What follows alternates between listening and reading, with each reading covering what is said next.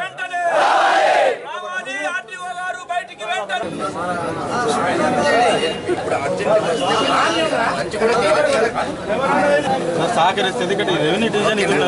Collector గారికి governor గారికి ఇచ్చిన మెమోరాండం రెండో కాపీతో సహా ఈ రోజు జూలూరుపాడు ఏనుకూరు మండలాలకు సంబంధించిన గ్రామ సభ తీర్మానాలు అవన్నీ కలుపుకుంటూ పెద్ద మొత్తంలో మీకు రిప్రజెంటేషన్ ఇస్తా ఉన్నాం పత్రికా విలేకరుల ముందు.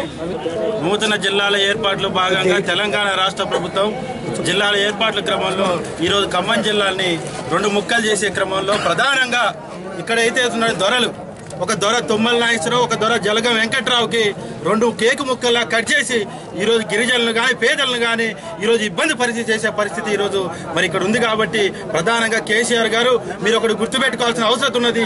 ఈ ఖమ్మం జిల్లా పోరాటాల గడ్డ గిరిజనుల గడ్డ. ఈ ప్రాంతంలో గిరిజనులు అమాయకత్వం మరి వాళ్ళ అక్షరత లేని కారణంగా మరి దానికి సంబంధించినటువంటి వెబ్ పోర్టల్ కూడా ఇంతవరకు సమాచారం పంపించలేదు. ఈరోజు ఇక్కడ ఉన్నటువంటి రెండు మండలాల ప్రజలు జూలూరుపాడు ఏనుకూరు మండల ప్రజానికం అంతా ఈరోజు ఇక్కడ సర్పంచులు వార్డు మెంబర్లు గ్రామాలు మొత్తం కదిలి వచ్చేసి ఈరోజు పిల్లా జల్లతో ఇక్కడ కూర్చున్నాం. మీరు తప్పకుండా 10 నుంచి 40 కిలోమీటర్ దూరం ఈరోజు పరిపాలన సౌలభ్యం అంటారు, 70 కిలోమీటర్ పరిధిని చెప్తారు. కానీ క్రమంలో 10 నుంచి 40 కిలోమీటర్ దూరం ఉన్నటువంటి జూలూరుపాడు ఏనుకూరు గిరిజన మండలాలు అక్కడ ప్రాంతాల్లో అందరూ ఈరోజు ముఖమ్మడిగా వచ్చి మమ్మల్ని కొత్తగూడెం కలపాలని చెప్పేసి ఈ సందర్భాన్ని తెలియజేస్తున్నారు. ఈరోజు